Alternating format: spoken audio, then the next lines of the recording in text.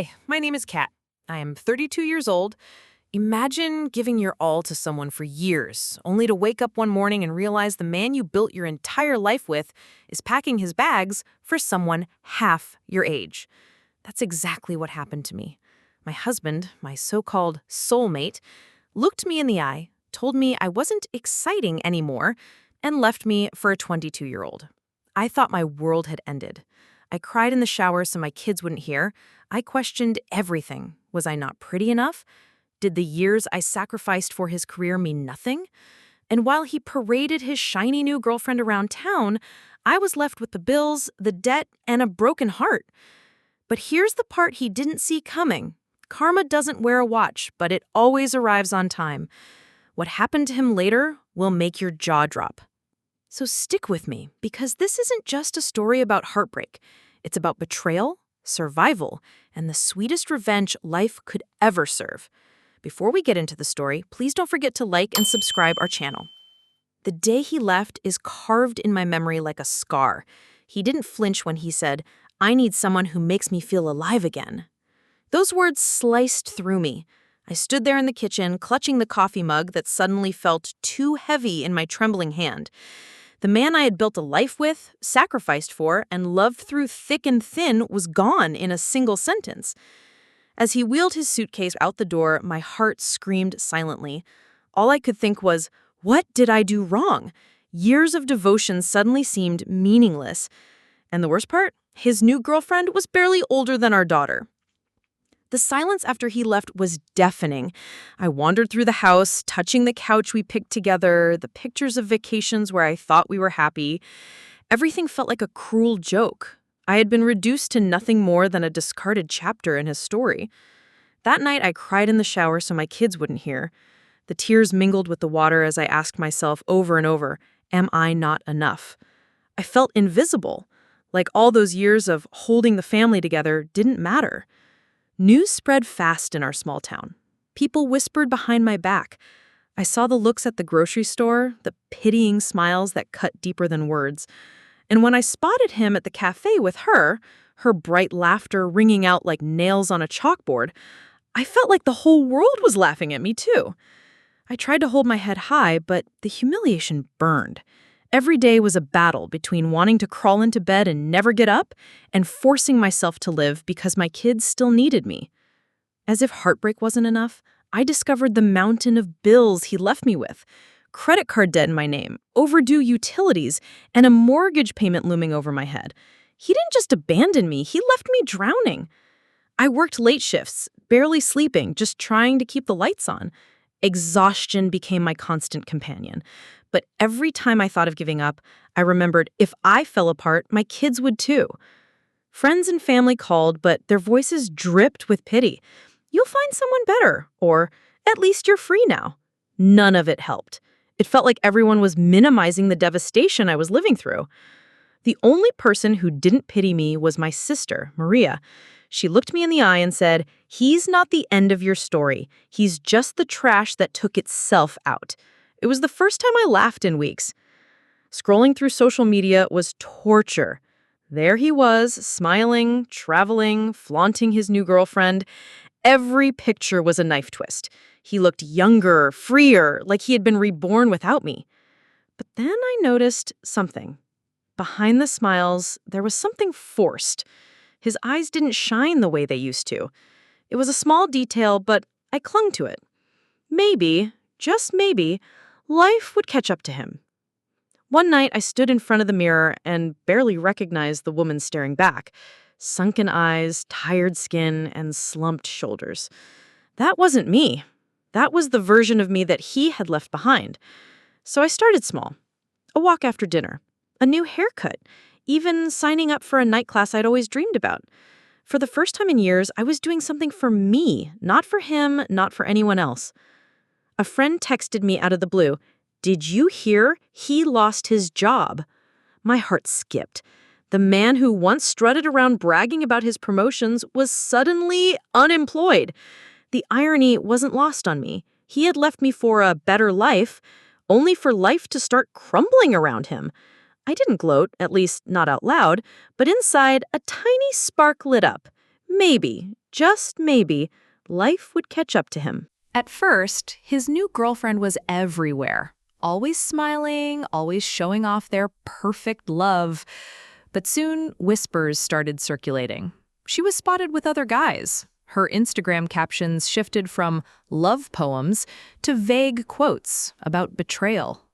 I watched from the sidelines, not saying a word, but every update fed the fire inside me. She wasn't his dream girl anymore. She was just another mistake.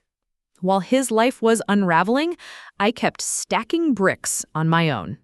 I picked up freelance work, started saving, and slowly climbed out of the financial pit he left me in. Each step forward made me stronger. And though I still hurt, I began to realize something life-changing.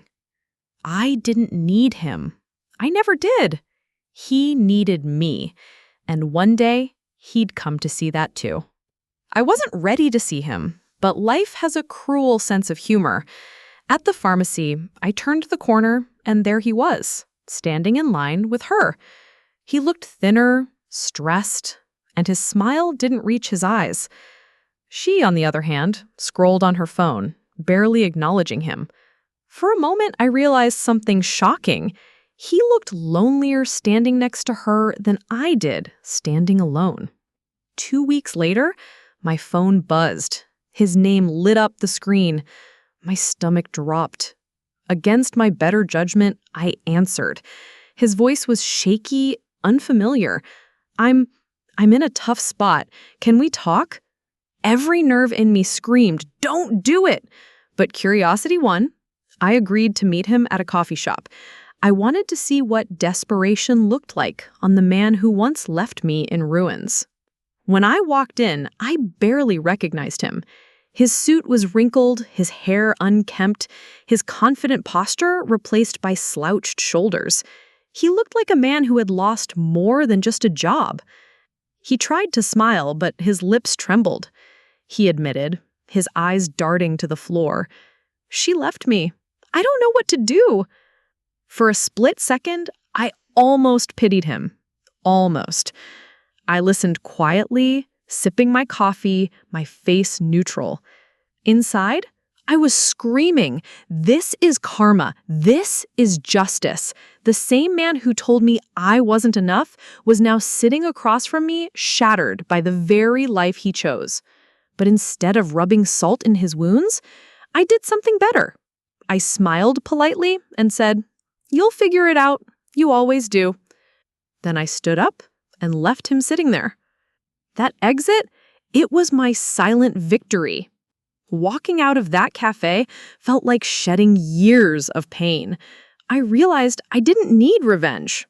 I already had it. Karma had done the job for me. For the first time in years, I felt light, free, strong. And I promised myself I'd never again let anyone make me feel small. My children, once confused and angry, started noticing the change in me. "Mom, you smile more now," my daughter whispered one night.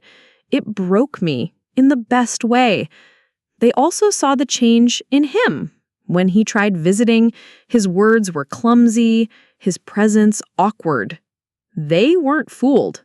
They knew who stayed and who abandoned.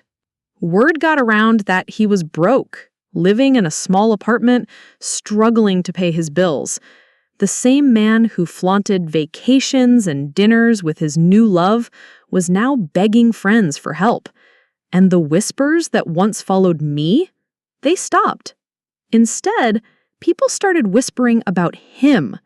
The humiliation that once belonged to me had switched sides. I enrolled in more classes, started a side business, and built something that was truly mine. My little company grew faster than I expected. Clients loved me. For once, I wasn't just surviving, I was thriving. And every milestone I hit was sweeter, knowing I did it without him, without his money, without his support, without his love. Late one night, my phone buzzed again. His name lit up the screen. My voice was heavy with regret. I made a mistake. I should have never left you. Can we try again?" I stared at the phone, my chest tight. Once upon a time, those words would have been everything I wanted to hear. But now, they sounded hollow. Too late, too much. I didn't shout. I didn't cry. I simply said, "No, that chapter of my life is closed." His silence on the other end told me he knew it was final. When I hung up, I realized something incredible. Karma had done its job, but the true revenge wasn't his downfall. It was my rise, and I had only just begun. A month later, I saw him again, this time at a mutual friend's party. He walked in with forced confidence, as if trying to prove he still had control, but his cheap suit and hollow smile betrayed him. People whispered, not about me anymore, but about him.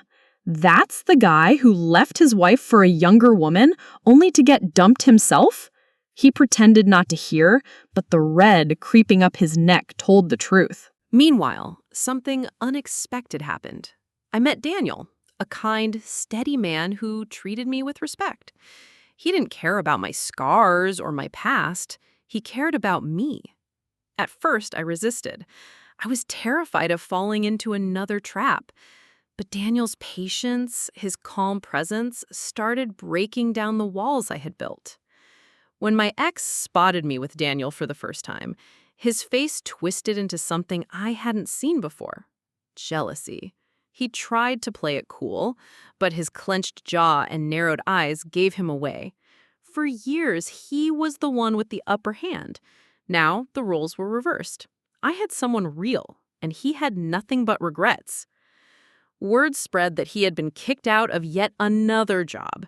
His temper, his arrogance, traits I once endured, were now destroying his career.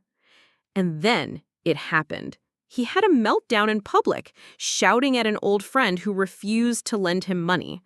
The man who once walked with his chin high now stood screaming in the street like a child denied candy. My little business blossomed. Clients trusted me, opportunities rolled in, and for the first time, I felt like I had control of my own destiny. I bought a new car, paid off debts, and even started planning trips with my kids. Every step forward was a reminder. He tried to bury me, but I grew roots instead. One evening, he showed up at my door, rain-soaked and desperate. He confessed, "I lost everything. She used me, left me, and now I don't know where else to go." I looked at him, this broken version of the man I once loved, and felt nothing. No love, no hate, just emptiness. That was my closure. I didn't slam the door in his face. I didn't yell. I simply said, "You made your choice. Now live with it." Then I shut the door softly. That softness hurt him more than rage ever could. And when I walked back into my warm, cozy home, I realized I had won, not by destroying him, but by refusing to let him destroy me. Daniel and I grew closer. He supported my dreams, cheered on my successes, and treated my kids with kindness I had never seen before. He was proof that love didn't have to hurt. I started to believe again. Not in fairy tales, but in second chances. And this time, I wasn't settling. Rumors swirled that he was working odd jobs just to survive. He was spotted sleeping on a friend's couch, borrowing money, and selling off belongings. The man who once boasted about his perfect life had nothing left. Not the job, not the girl, not even the respect of the community. Karma had stripped him bare. One afternoon, I walked past him on the street. He was sitting on a bench, looking tired and beaten. Our eyes met for a brief moment. He opened his mouth to speak, but I just smiled, lifted my chin, and kept walking. That smile wasn't cruelty. It was freedom. I no longer needed revenge. My success, my happiness, my peace, that was the victory. I saw him again at the supermarket. He was pushing a half-empty cart, his clothes wrinkled, his eyes hollow. This wasn't the man who once strutted around like he owned the world. He caught my gaze and tried to smile, but it faded quickly. For the first time, I realized he wasn't just broken, he was empty. A week later, he called again. His voice cracked as he said, "I'm sorry for everything." There was no pride left in him, only shame. But I wasn't the same woman anymore. His apology didn't heal me. It reminded me how far I'd come without him. My daughter came home one day and said, "Mom, my friends say you're amazing. They see what you've built." Tears filled my eyes. My children no longer saw me as the woman abandoned. They saw me as the woman who rose. That was worth more than any revenge. People told me he was hanging around bars, borrowing money from strangers, spinning stories of his bad luck. The sympathy that once came to me now belonged to him. But unlike me, he had no resilience, no backbone. He had burned too many bridges. Even his closest friends turned their backs on him. I was invited to speak at a local women's event about rebuilding after heartbreak. Standing on that stage, sharing my story, I saw tears in the audience. Women whispered, "That's me.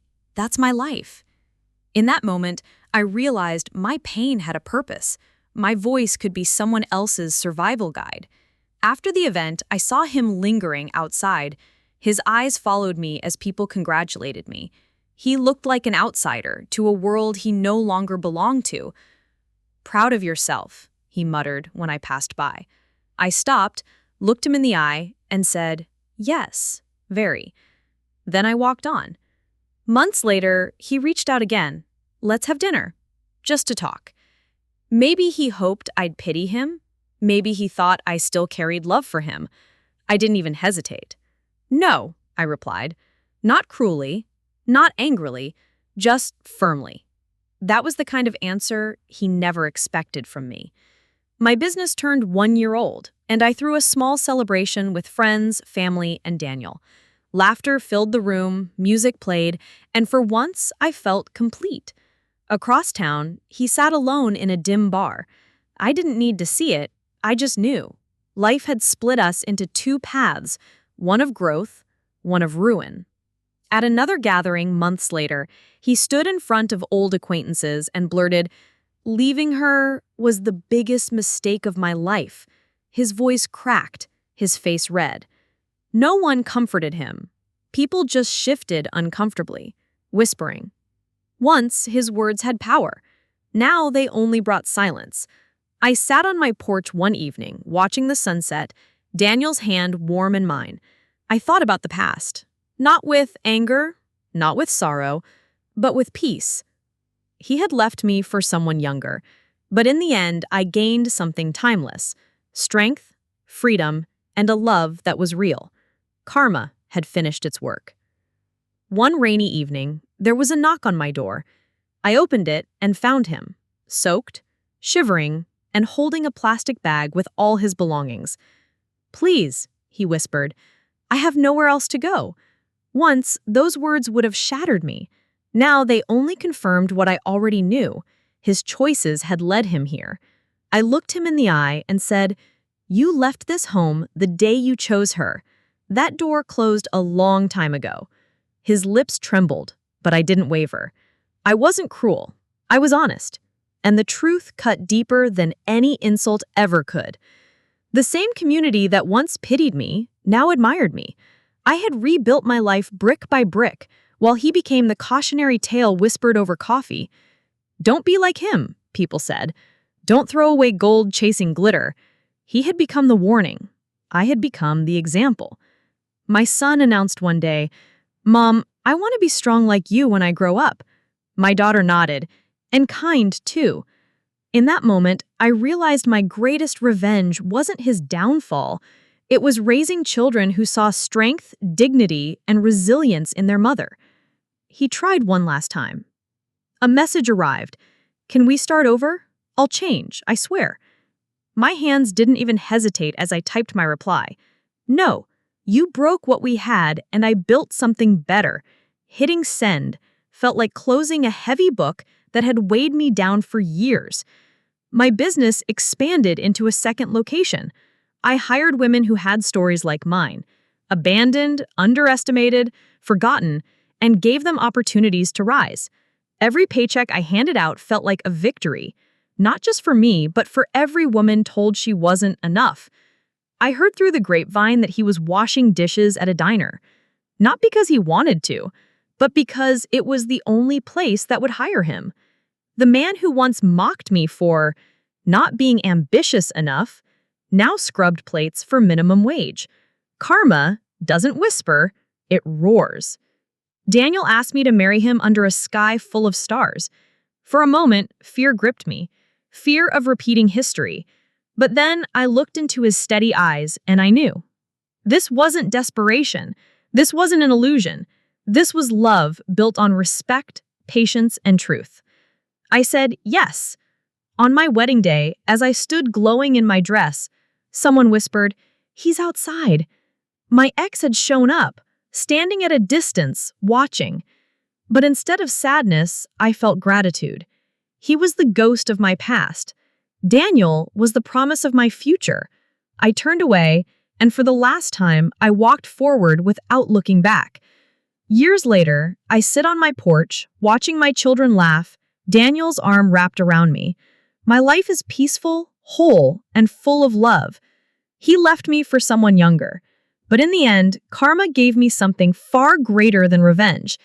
It gave me freedom.